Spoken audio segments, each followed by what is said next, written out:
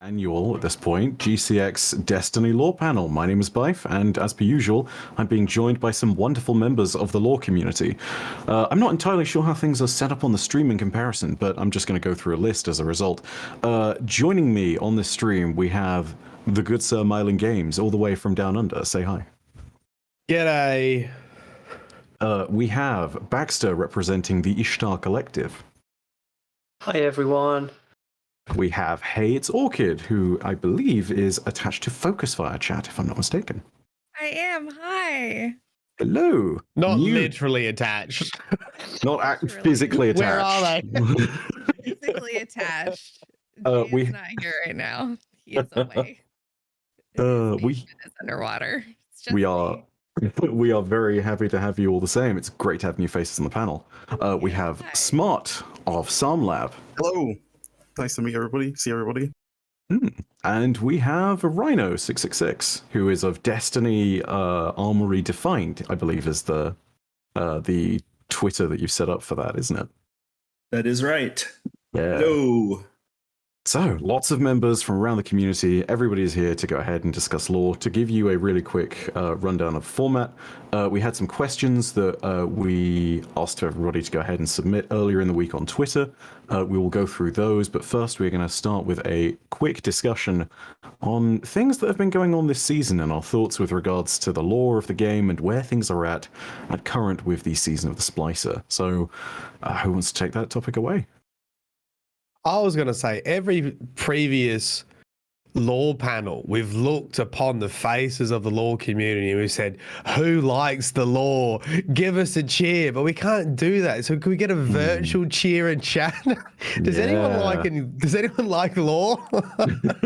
Thanks for coming. Oh, be good times. Yeet.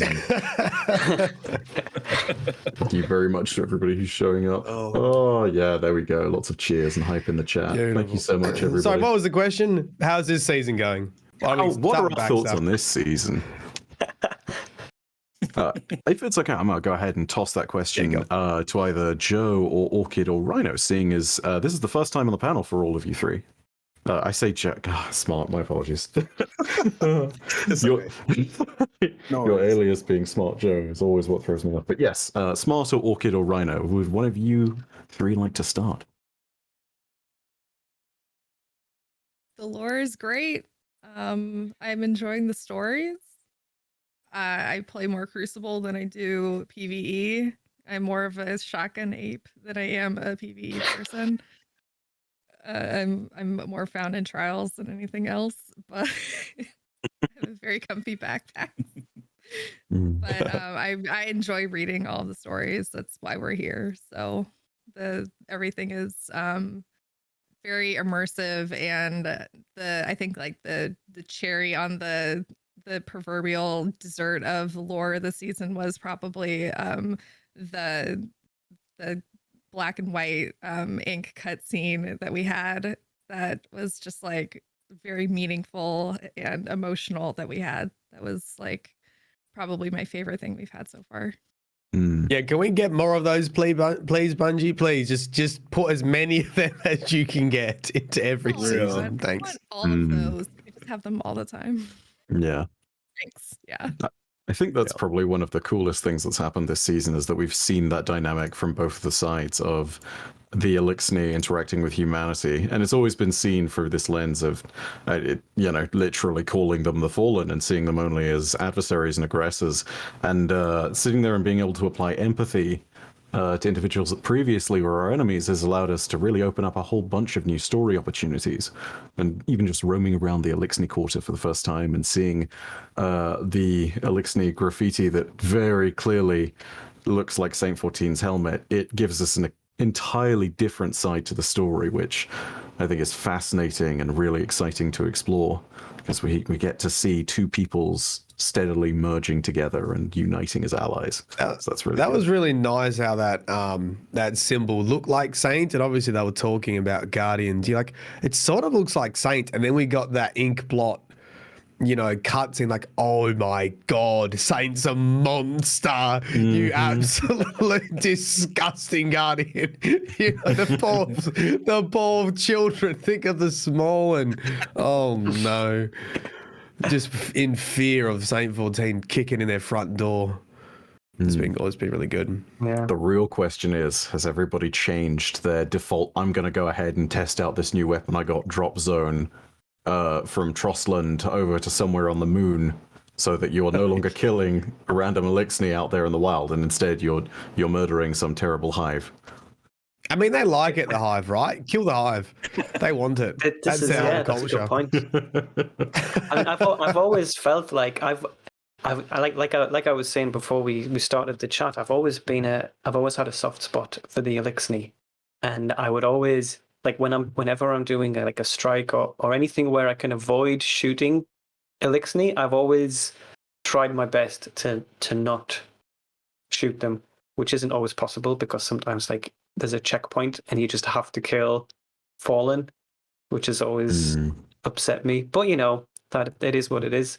But I think the biggest, you were saying about the these two peoples coming together, and I think the biggest thing for me is as I said, I've always had a soft spot for the Elixni. I've also always been a Future War supporter, and I think something that's really good about the way that this season has developed is that I think that revealing more kind of Lakshmi's perspectives, I've kind of I've totally changed my I think like a lot of people, I no longer want to support Future War Cult, and I just think it's great that Bungie have made me when you pick a side, it's like supporting a football team or something, or when you pick a faction, it's like I'm gonna these are my guys, these are my people.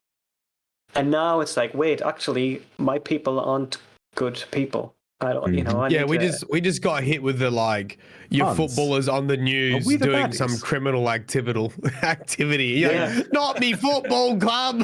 Stop. Yeah, that's what it's like. Patriots, Deflategate. I mean, I think for me this season, I think what they've done better than any other season is they've put all the little pieces together in a very continuous, coherent way. So you've got, you got the in-game dialogue. You've got the. I don't know if we've had previous seasons, but I feel like every time there's some Mithrax text dialogue, we've actually got audio dialogue with it, and it sort of says it in a different way. So if you don't listen to the audio, you can read the text. If you don't read the text, you can listen to the audio, and then you've got the ink cutscenes, and then you've got the little.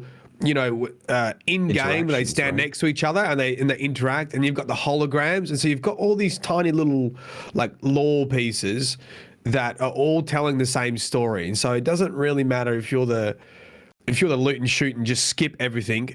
There's enough sort of fishing hooks out there to get people. I think that's probably been what's got a lot of people this season, is you've caught a piece of dialogue or you've caught a piece of lore, and it's sort of nabbed your interest. And I think and also the topic that Lakshmi 2 brings is obviously pretty prominent in with Corona and the state of many countries. So it's sort of pretty close to home for a lot of people as well. So, we've got a lot of new lore nerds coming in, or wannabe lore nerds. Please tell us the lore. So I think they've done a great job this season in getting people excited about the story. And that's pretty big considering there's no big villain when you think about it. What's the big villain this season? A simulation. So, I mean, Savathun. Don't say it. Maybe. Why would you debate me like that? Sorry, spoilers. Wait, did we do the spoilers warning? you. Oh, this is another thing. We're not going to talk. Up until a second ago, when Matt made a comment that lured me in like that, we were not going to discuss. We weren't going to discuss things that have happened in the last week or so. So for everybody who is doing this, and go play the weekly story if you haven't already. It's fascinating developments. Like good things happen. Like good things. Yeah. My apologies. I felt I I got lured in by that's bait. That's what That's that was. right. Matt, really was. Matt must be some sort of trickster god. Clearly, Oh man. Oh. am I allowed to You say know, that? Maybe we know the worm god is behind him. Yeah. It's Akka in disguise. But that's Keeper my of point, right? secrets. I mean, think about it like from a story perspective, how much discussion we've had around Lakshmi, and she's not a typical villain, and I think that's pretty impressive. Yeah. Yes. I mean, I would say she's not a villain at all. Look, I don't agree Well, with not her even like- views. yeah. Yeah, but she's not a villain. She believes she is doing what she's doing for the right reasons. And like maybe if we had access to this device, we would be as blinded as she is. I don't think so, but maybe. I believe that you're right about her doing it for the right reasons, but with the stochastic variable law tab and her potentially trying to maneuver herself into becoming the dictator of the city, You're right. I sit there and I wonder whether it's not a case of she doesn't believe, but I wonder whether all her reasons are good faith reasons, It's like, I'll protect the city and also become its ruler at the same time. I mean, who am I to say no to defending the city? It almost sounds like New Monarchy you're talking about. It does, doesn't it? I mean, that's what's so fascinating about this, though, is because it's an actually really complicated political character that has more than one motivation, and so you can view them through a variety of different lenses. And that's what's so brilliant about. It's so perfect. It really illuminates the fact that nothing is black and white, and there's many shades of gray. And the game is really pushing us to have to confront our own inner enemies, or our own demons, if you will. And it's great because you can show that humanity is a very diverse and complicated thing, as it is in real life and in the game, and all of these things are topical, so it really helps you wrestle with a lot of the controversial things that are happening in today's world. I think it's something else to really point out is that I don't think I've sat there and seen a single lore tab or conversation that doesn't discuss what are honestly very, within the context of Destiny, very tricky issues to try and discuss in a bad faith manner. And I think that's really good. And some really good examples of that are going to be, the Drifter in the Borrowed Time lore tab, which we were talking about a whole bunch before the stream started. And then, of course, Mithrax and Saint 14's interpretation of, we called them the Crusades of Saint 14. But, to Mithrax, it was a monster coming to butcher the houses, and that's... giving people that fair context of both sides of the story and showing what it's really meant, and the fact that there is no really perfect side to this has given people the opportunity to sit there and say, okay, so what have we learned? I think the best one of all of this comes from Survivor's Epitaph, which I don't know if anyone's read it, but it's the Crucible hand cannon, where it's Shaxx and Mithrax sitting down and saying, hey, we've all killed people. And I think the real thing to come away from with this is that if we're really going to build towards peace, you've got to choose mercy. I've killed people. He's just like, I killed three people. They were probably starving, but I was a warlord, and people were singing the legend that I had coaxed up with them, and everybody was basically lying about how good I was in that context. So it's Lord, like there's so many conversations that frame the actual grander image of what's going on in the season in a good faith manner. And I think that's a testament not just to good writing, but to being very aware of the dynamics of everything that really goes on behind it all. So bravo to Bungie on that one. Yeah, I think for this season, I'm really...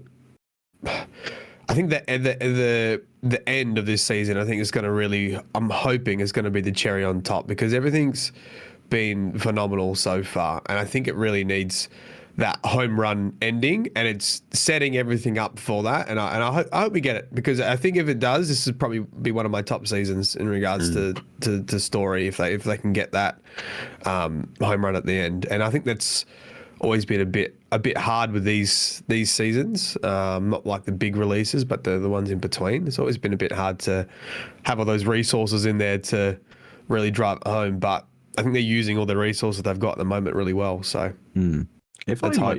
If I might go ahead and put something out there, which I think at the time of Season of the Chosen might have sounded like a controversial thing and being like, nah, this is a flash in the pan. This year's seasonal content has proven that Bungie can make masterful story in seasonal content, and has proven that, at least as far as the story is concerned, they are now in a completely different place. I mean, everybody remembers, at least if you're a Destiny 1 veteran all the way from back when, that there were literal memes about how, bad Destiny's initial story was.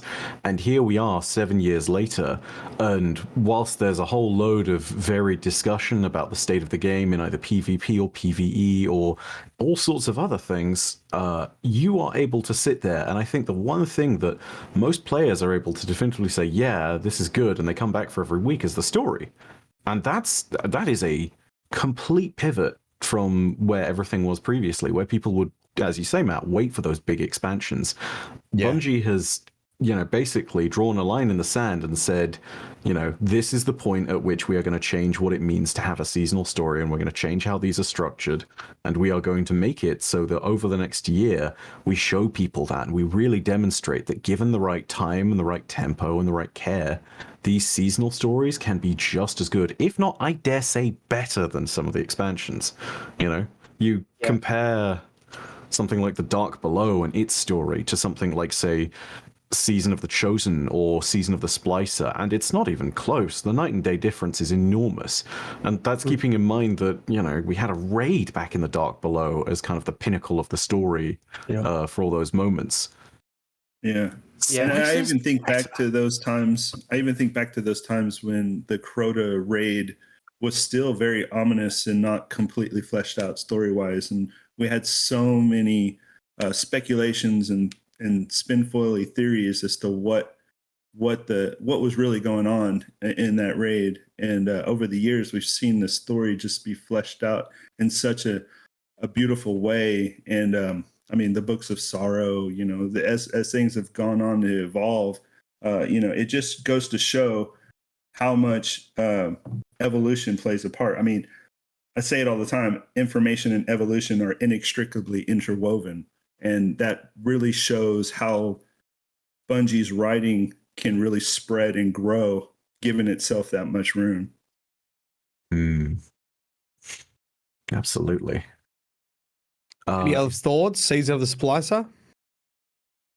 It's been a good season overall. Like, I think what's been exciting actually for the last 3 seasons is how Bungie have interwoven the lore with in a lot of other places. Like, obviously with in Season of the Chosen, we had the battlegrounds, and how we're getting these the private Vanguard channels with Saladin, Osiris, and Crow talking, sometimes Amanda, Crow, and vice versa. I think that's opened up Destiny lore to more people than just those who are avid. I don't know what we describe them as, but people who are obviously huge fans of the lore and spend hours reading or watching lore videos, whichever way works best for you. But I think that's been exciting to see the lore dripped into the game itself. So it's more like it's alive than it is just text on paper. I agree. Very much alive. That's a very interesting conversation about what happens when the season ends, or when we get enough seasons away that we sort of might miss out, or maybe new players miss out. Are you capturing this stuff, Ishtar Collective, Baxter? Are you recording all those dialogue pieces for us? I have to say, there is a... So, I want to give a shout out here to... There's a YouTube channel, Destiny Lore Vault. Yeah, I knew you were going to say them. Yeah. So they've done an amazing... So there's actually some people... yeah, you should check them out. It's a guy, Aruk, I think that's how you pronounce his name. There are a couple of other people that help him with this, and we haven't got them all on the Ishtar Collective yet, but they are capturing, because we like to transcribe them, which takes longer than it's an extra step, but they're capturing absolutely tons of stuff. loads of content from the game they're putting on YouTube, and that's where we are getting most of our videos for transcripts from now. So yeah, definitely check them out. They Awesome. they're doing really good stuff. Aside from anything else, it makes me really glad that that channel exists, just because of the fact that there's so much that goes missed in the seasonal activities. I mean, everybody will sit there and they'll play a few rounds of Override every week as part of the story quest. But the amazing thing is how much stuff is actually tucked in there. There are little lines here and there that really indicate some quite fascinating and ominous things if you're listening in. It hints at future story threads that are interweaving. It shows the development of characters. I think the best example is if you compare the lines in Override of Saint 14 and Mithrax at the beginning of the season, where Saint 14 is quite openly almost combative, and then you compare them at about week 3 or 4, and just as the cutscene has come along, and Saint is sort of like, oh well, I suppose you did a good job, and I guess thank you, Mithrax, and I suppose we do have a use for your splicer technology. To this week, and again, I'm not going to say too much because not too much spoilers, but I think it's fair to say that Saint's tone has changed completely. And it is now a lot more accepting, and he genuinely sees Mithrax as an ally. And that character evolution, it feels so much more natural because you're not just interacting with it in those story bits. You can see it reflected in these game activities, where previously Saint was being, the Guardian's Light had everything to do with it. None of your silly data. And now he's saying, good job, Mithrax, yada, yada, yada. We'll onwards to crush everything that's going to go in our way and maybe standing against us. And it's just that tonal shift. It's felt. It's fantastic. Yeah. So yeah. And you can't, if with an expansion, it's really hard. It's almost like the difference between like what you can deliver in a movie and what you can deliver in a TV series. Like when you are telling a story over a longer period, week by week, you can have these slow changes to a character's, like a slower, a more realistic character development, which I think is just really satisfying. It's really like tuning in every week for an episode of a TV series, isn't it? Yeah, it is. It's good stuff. Well, unless anybody should we get to some questions? We're going to do what we did every year, which is talk about lore and not get to any questions. Yeah, we really did just take up half of our allotted time. But yeah, let's go ahead and dive into some questions. Baxter, I'm going to go ahead and throw that one over to you. I think we've all got the questions thrown up, but what are we going to talk about first? So there were 2 questions that all of us voted for. So I'll start with the first one. Since the Stranger and developers have confirmed that Clarity Control is alive, do you all think that there's something more to the statues? Does the fact that they are located in the exact center of the pyramids influence your thoughts? And that was a question from Archival Mind. Archival Mind as in Archival Mind that captures a whole bunch of music on YouTube? If so, big fan. I'm not sure. I think I have seen the name before on Twitter and YouTube. I feel like sometimes we need a little bit of a foundation for these kind of questions, sort of like just make sure everyone's at the same starting point. Because for me, I'm like, Clarity Control's alive, and I don't know exactly which one they're talking about. All I think about is Deepstone Crypt, Clarity Control, which is the fluid, right? And it's do we actually see it? It's technically the effect of the it's the effect of standing near the darkness statue. Darkness. But to give everybody that low down explanation, Clarity Control and clarity is commonly referring to a statue which you find in the Deepstone Crypt raid, which is one of the darkness statues. In other words, the ones that you find inside the pyramids, the veiled ones. Statue. You find it at the end of Garden of Salvation. You find it in Deepstone Crypt. You find it inside both of the pyramids on Europa and the moon that you go into. And so there is a lot of interesting stuff there. Mixed it with Vex milk. They mix it with Vex milk for the exo mind transfer, correct? Yes. Yeah, filtered darkness. Yeah. So it's like making coffee, but with darkness. Yeah. Add a little bit of cream and sugar. Right. And Not what recommended. So I do guess we think there's got to be more with the statues? I guess that's the thing, and that's a good question. Like they're moving, we've seen them. They're in the pyramids. What's is that what's gonna? Are they gonna come to life? Is that Lightfall? What are we thinking? So that's I'll jump in on that. Like that's really interesting because the only statue that's actually moving is the one that's in the Deep Stone Crypt. All the other Veil statues are pretty much stood still. All you hear is the obviously like the background ambient sounds. Well, and stuff. have you upskirted all the other ones? You can only upskirt the one that's in the Deep Stone Crypt. Rude. I don't. There's just a squid under there, right? You can only upskirt the one in the Deep Stone Crypt. You can't. Did you say there's a squid under there, Rhino? What the? Absolutely, yeah. It's just a squid. What? We say, gone oh a wow, little bit this Tahinin, hasn't it? okay. Guys, this is the wrong podcast for this. Yeah, this is more of an after hours topic. But I mean, hey, if it's a bunch of Cthulhu-esque monsters that are actually the center of the clarity control esque statues, that's even more terrifying because We're gonna welcome a lot new people. We're gonna welcome a lot new people into the lore community, mate. Guys, I'm asking the real questions here. the real questions from Orchid, yes. Okay. Please don't clip this. Oh, first question done. Can we? Okay, so Yeah, what? I don't know. I mean, I think so. So yeah, the main question is: do you think that there's more to the statues? And I think, I mean, I hope so. I don't know if there's a definitive answer that we are able to give, but I feel as though there's a lot of why are they a veiled humanoid figure? Like, what does that have to do? Like, it seems there's a lot of things about the statues, and like, if they are like, they seem to be just statues, right? But they have some effect on the world around them. What is the like who, who built them? Why do they have that effect?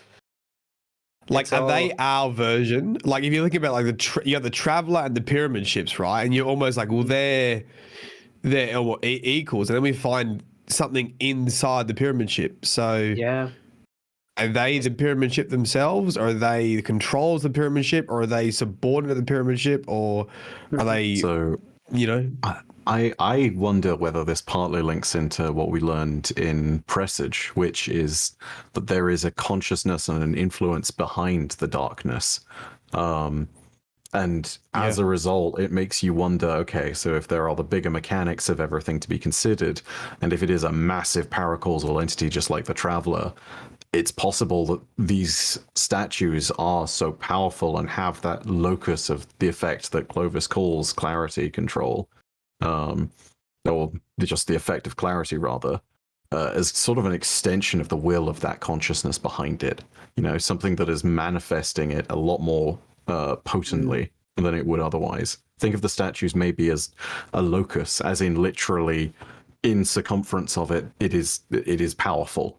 On anything within that circumference. It's something which basically allows for a concentration. And, we can see them using these to reach out too, because it's not exactly the same statue, but the K1 artifact is kind of a similar thing to all of these statues in the sense that it reaches out and it affects people nearby, and it clearly has an effect on the environment and the recipients around it. Just like the one in the Black Garden, is right underneath the mesa at the very center of it, and it just clearly has had some influence on the Vex of the soul prohibition, forcing them into worshipping darkness just by existing and offering them a better chance of survival by binding themselves to it. So yeah, it's maybe I think that's kind of where it's going. Maybe the simple answer is at some point we're going to need something to shoot, and shooting giant triangles in the sky is probably going to be pretty boring. Insert enemy. That's an interesting way of looking at it. I do think it's interesting, like I don't want to go off on too much of a tangent, but I do think it's interesting that the traveler or Where's the... Baxter? What have you done with him? I saw Baxter say that, Matt, and I just saw you go. I do, right? I was lying. I really want to go off on a tangent. Here it is. Every single person smiled as soon as you said, I want to go on a tangent. So just do it. All go right, on well, your tangent. Okay, right. Here's the traveler. When it wants to communicate with, it has to communicate with us in very indirect means. Like we have dreams. Like the speaker very roughly interprets what like the will of. But like when the darkness wants to talk. Like Savathun has to stop. Has to be like like the darkness is like, hey guys, I've got something to tell you. Mm-hmm. Yeah. And why are the two? Like as you said, Matt, are like they're like two sides of a different coin in a sense. But the consciousness of the light and the consciousness of the darkness seem in on this topic as well, because I feel like that's actually a pretty good way of keeping things well rounded on it. Like it comes nicely in a sort of full circle sense. Audio's back. Keep it on. Hi. Are we back? Are we good? We are back. Yes. We are back. Okay. Hi. All right. Yeah. Do you know what happened? Savathun got us. Yeah. Oh, Savathun. Who? We got too Lakshmi. close. I did hear some whispering. Mm. Did anyone hear a song?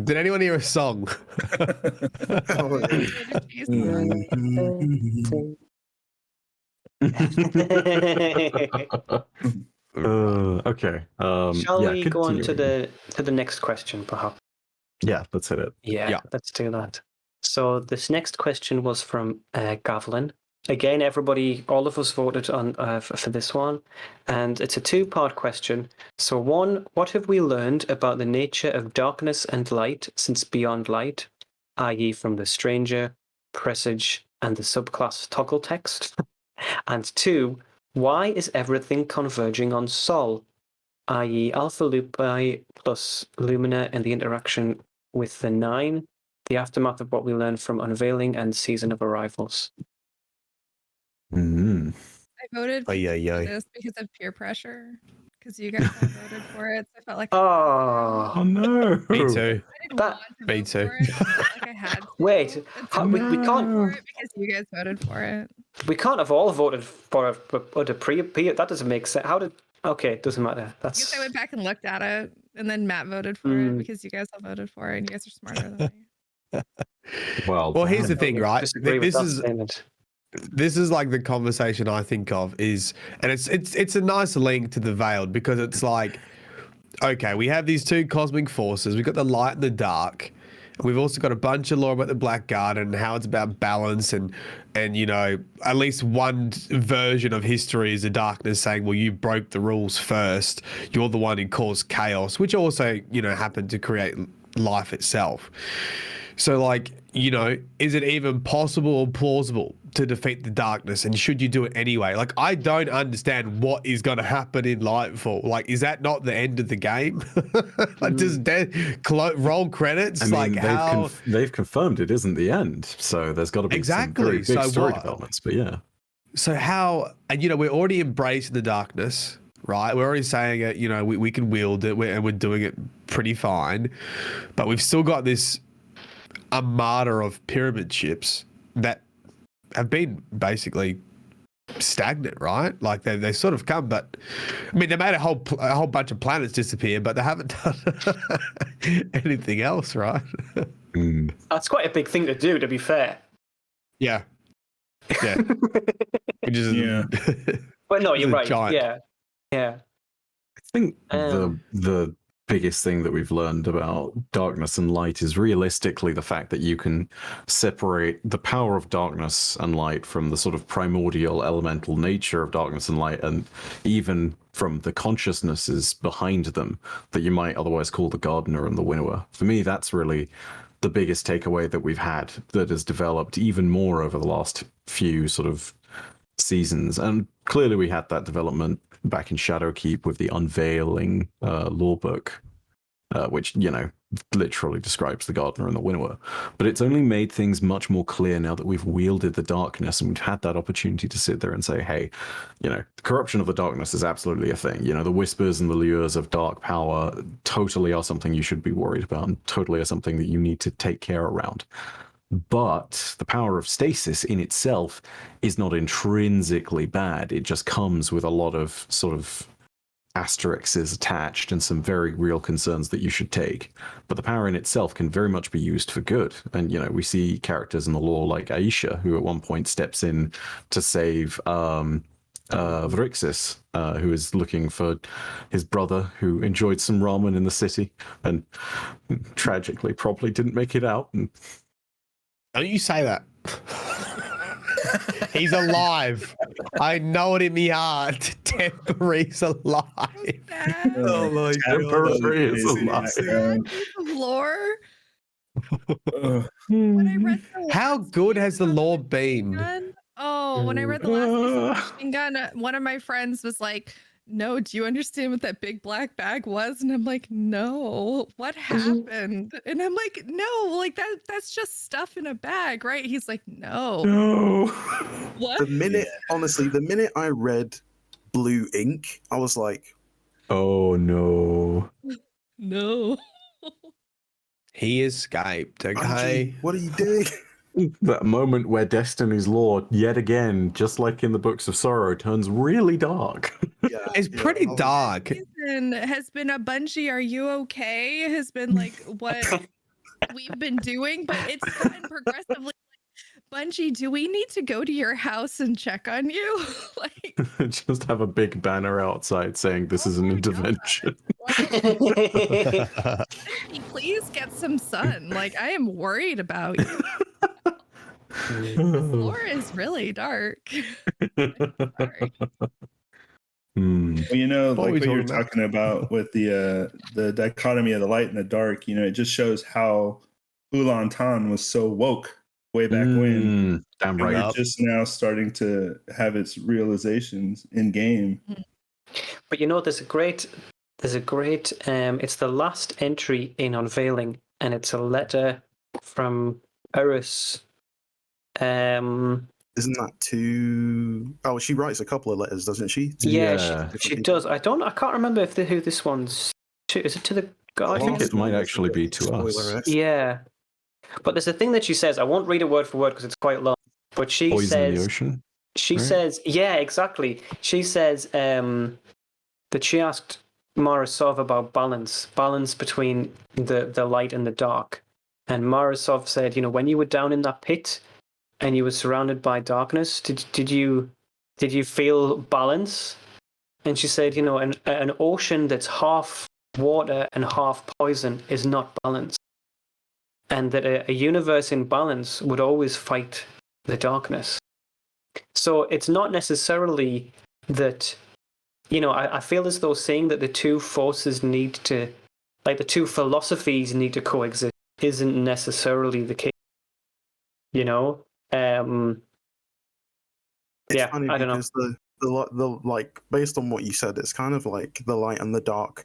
It's like the conversation, or I guess the question, is almost like an oxymoron in the sense that, like, the more we find out about each of these like paracausal entities, the less we know about them. Somehow it's like the more questions we ask, the more answers we get, the less we know. And it's like, what is the traveler? Like, what is the light? What is the darkness? We're still asking the same question, but I guess in the sense of that they're both two forms of light, and we're still like understanding what that means. I think you nailed it perfectly. It's just like in science, when you break things down to atoms, now what's next? You have subatomic particles, and what's next? You have quarks, and then it just keeps going until you can't see it or perceive it, or you don't have the instruments to understand it.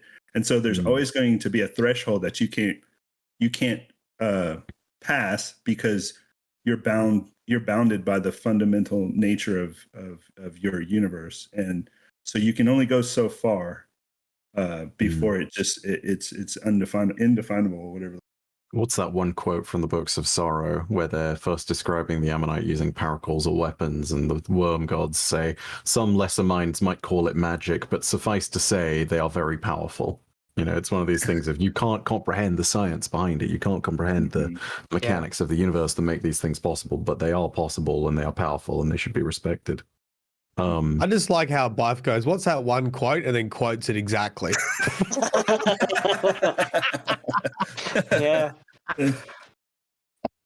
What is it? I'll tell you what it it's is funny. right now. He's got an Ishtar tab open on side. He's cheating. Always. Look, listen. I'm making funny. I wish I had that memory. I can't remember anything. I have to look it up every time. What do we think on the second half of that question, though? On everything converging on Soul, because Traveler, right? The Yeah, Traveler I mean- was what attracted everything to the Sol system. Well, yes, except the pyramid was there, right? I mean, this is something that's before the traveler arrived, right? Or is Well, that? wouldn't that be a part potentially. of? Wouldn't that be a part of the Traveler's Light being somewhat still within the places that the Traveler terraformed? And so we've got, the Soul system has been very much, light infused by the Traveler. Yeah, but still, that doesn't explain how the. Maybe I'm wrong, but please correct me if I'm wrong. But I'm sure there is something that suggests the. I can't remember exactly now, but there's something that suggests that the pyramid was on the moon before the Golden Age began. Yeah, if I'm not that's mistaken, right. That's right. It's like in the K1. It's in the K1 project files where they basically unearth the artifact and they say that this thing has clearly been here for, longer than we can possibly estimate. Probably even before the Traveler arrived. I thought the K1 was referring, to a Veil statue, because didn't they drilled down, like the Hive had burrowed into the moon, and then obviously. Oh well, it's the thing in the anomaly. At the center of the map, there's that dodecahedron that's got there's images in the Shadowkeep Collector's Edition that show it as this strange black mass, which is just an orb, and they contain it inside this sphere, and they basically they measure it, and it's something along the lines of it has a mass that's so great that if it was ever to drop from the small distance that it was levitating, it would destroy the moon because it's so massive. Like, I don't want to say it's as dense as something like a neutron star, but yeah, it's thick very, boy. very dense. It is a thick boy. Yeah, it is a very thick boy. But I think what Spart's saying is they found the statue because they referred to a woman, don't they? Do they? Yeah, they say some figure or something, or veiled figure. Yeah, like a humanoid figure or something like that. I mean, there's the nightmares, which they say the commander states that she saw a nightmare veiled figure at the end of her bed, but I don't know if it's in the same one as drilling down. I could well be wrong. Like, I don't have the thing in front of me. So I mean, I think whatever it is, and again, I can't remember exactly, and I don't know if it's worth looking it up right now, but there's something that was on the moon that predates the Golden Age. Physical object, the statue, or whether it was the anomaly, or the pyramid, and so that must have come to before the Traveler did. So why did that happen? You know, I always assumed it was like maybe just after the collapse there would have been enough time technically, because obviously humanity was still like, I mean, they were knocked sideways and trying to figure everything out again. But the K1 entries happened during the Golden Age, which is before the collapse. So it must have been on the moon before the collapse happened. I mean, I think, I don't know. Maybe I've misunderstood. The artifact, but potentially both. Yeah. All part of the plan. But I guess it's like, did something know that the Traveler was going to come to Sol and put this there before the Traveler arrived? Isn't there a lore entry that suggests that the Vex had always been in Sol system before the Traveler, like really loosely somewhere? Yes. I think it's something along the lines of the Vex are theorized to be burrowed into the core of every world, or at very least to have structures within every world.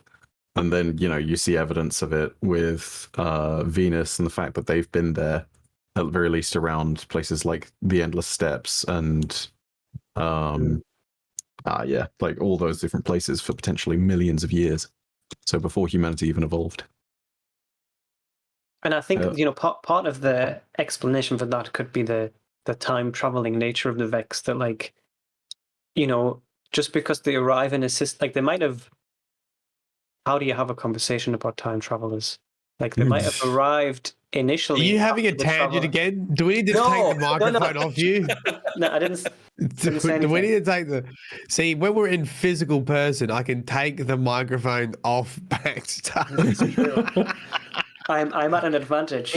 Super quickly, because we have got about a minute left, I'm going to go ahead and do a lightning round, 10 seconds from each of you. And I'm going to ask the question, which is actually fourth on the list, which is what loose thread story-wise bothers you the most that you hope gets wrapped up? So I'm going to go around things in a counterclockwise thing. So Baxter, 10 seconds, go. I would love to hear more about Predith and the 227 teams of simulated scientists in the Vex network.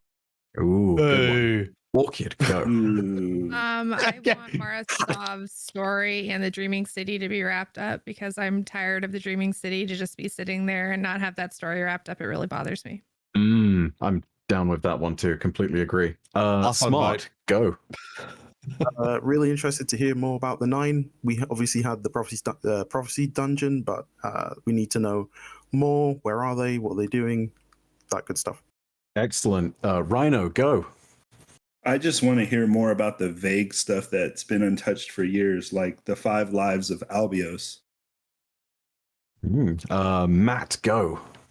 Yeah, Curse of the Dreaming City, Marasov Curse, Give now. Yeah. And for me, Aphelion stuff. And I think that rounds it out. Wait, what was your answer, Byf? I missed it. What did you say? Sorry. Aphelion stuff on the Aphelion, which we learned about in Forsaken, but not really much more. But yeah, that is all we have time for, ladies and gentlemen. Again, thank you so much to everybody who joined me on this panel. Everybody say big thank you to everybody who's been on here for the first time as well. So that would be Rhino, Smart, and Orchid. Thank you so much for joining us. And of course, the returning faces, which would be Matt, Baxter, and myself. Thank you so much for being a wonderful audience, and we will hopefully catch you next year in person at GCX 2022. Bye. Bye.